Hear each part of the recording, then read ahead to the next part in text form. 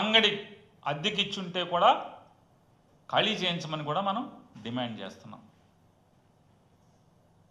ఇవాళ చంద్రబాబు నాయుడు, పవన్ కళ్యాణ్, మోడీ ఈ ముగ్గురు కలిసేటువంటి చేసిన చట్ట సవరణ ఏంటో తెలుసా అండి?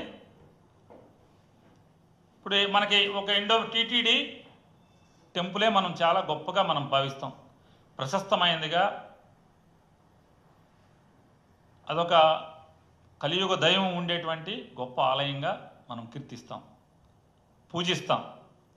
ఆ గుడికి సంబంధించినటువంటి లేదా ఏదైనా ఎండోమెంట్ ప్రాపర్టీ చూసేటువంటి, ఆస్తులు చూసేటువంటి విధి నిర్వహణ ఉండేటువంటి ఒక అధికారి హిందువు కాకుండా ముస్లిమో క్రిస్టియనో అయితే మనం ఒప్పుకుంటామా? చెప్పండి, మనం ఒప్పుకుంటామా? ఒప్పుకోం కదా. హిందూ ఎండోమెంట్స్ ఆఫీసరు, ఎండోమెంట్స్ డిపార్ట్మెంట్లో ఆఫీసరు ముస్లిమో క్రిస్టియనో అయితే మనం ఒప్పుకుంటామా? కానీ చట్ట సవరణ ఏం చెప్తుందండి?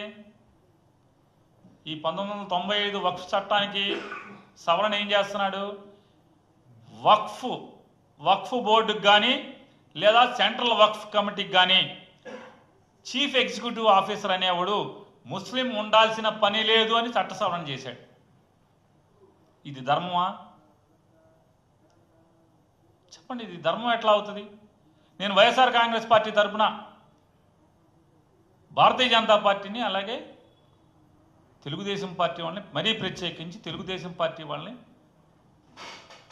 ఎట్లాగో పవన్ కళ్యాణ్ గారు అంటే కన్వర్టెడ్ సనాతని కాబట్టి ఆయన అఫీషియల్లీ డిక్లేర్డ్ కన్వర్టెడ్ సనాతని. ఆయన బ్యాప్టిజం తీసుకున్నాడు, ముస్లిం మతాన్ని ఆచరించేవాడు. ఇప్పుడు ఎమ్మెల్యే డిప్యూటీ సీఎం అయిన తర్వాత పూర్తిగా రెండింటిని గాలి వదిలేసి కన్వర్టెడ్ సనాతని కాబట్టి అఫీషియల్లీ డిక్లేర్డ్ కన్వర్టెడ్ సనాతని కాబట్టి మనం ఆయన ప్రశ్నించడానికి పెద్ద ఏముంది? ఆల్రెడీ సిగ్గు ఎగ్గు లేకుండా డిక్లేర్ చేశాడుగా. ఎలక్షన్ ముందేమో వేరే మతాలు అన్నాడు, ఇప్పుడేమో నాకు అందరూ